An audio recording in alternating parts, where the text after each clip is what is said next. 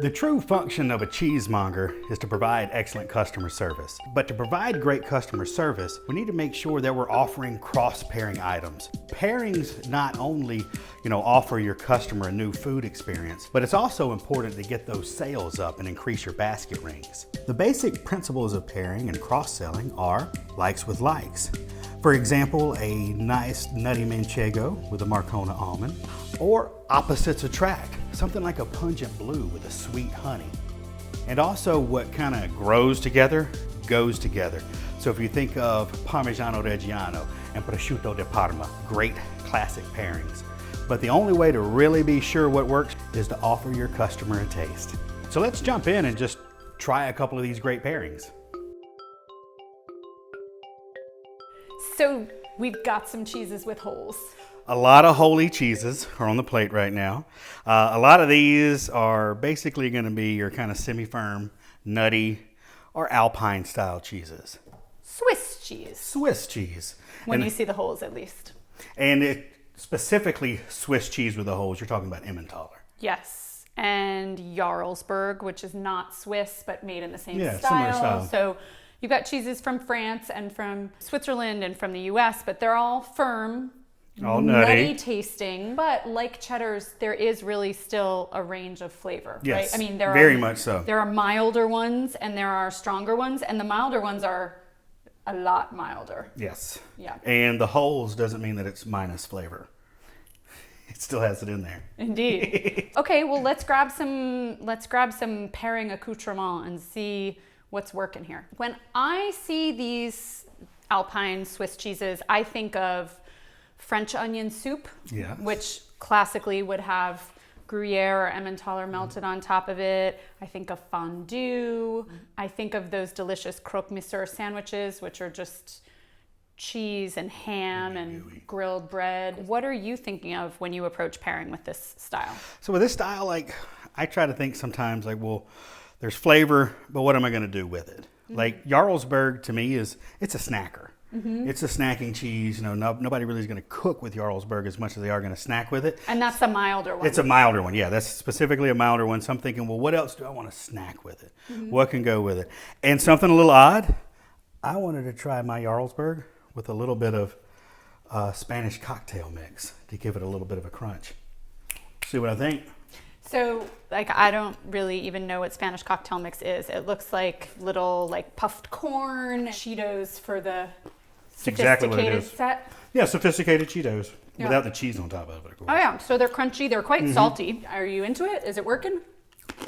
To tell you the truth, I think it's a little dry. Oh, really? I'm kind of surprised. I think it sort of works, but... No, the flavor is right on. I think it's just a little bit dry, but maybe I just needed a little bit more cheese. But again, sort of straightforward, salty, corn, crunchy. The flavors are beautiful. And then the Jarlsberg is got that sweetness and that nuttiness. This is a lovely, I could eat a whole pound of each without thinking about it combo. It's easy. I picked something that's a little bit weird because I was thinking of French onion soup. We talk a lot in the cheese world about pairing with fruit pastes and fig jams, but there are more savory condiments as well, savory jams. So I actually grabbed this, which is a caramelized onion and garlic jam. And so my thought was, if we put this on an Emmentaler, let's say, we could kind of imitate some of the flavors of French onion soup, and you would get this caramelized onions are oniony but very sweet at the same time. So I wanted to just see how a savory jam worked. Confit.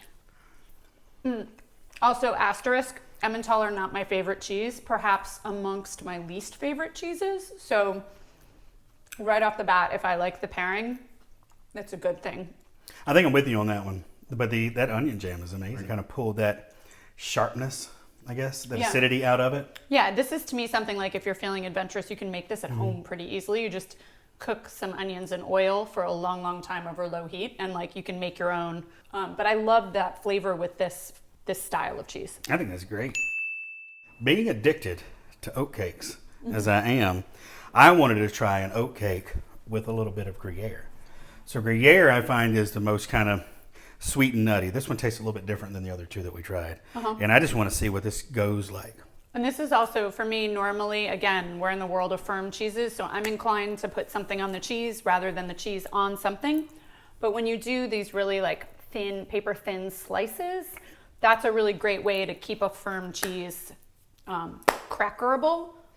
You know, I'm not loving this one. Well, it's funny because this is not you're basically eating Gruyere on a cookie.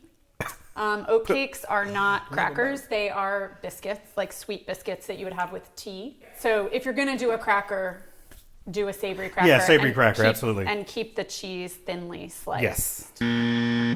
All right, well, since I'm pasty lady here, this is the other paste I grabbed. This is a full-on, just like more traditional sweet fruit paste, but everyone tastes Quince Paste, and this is actually apricot.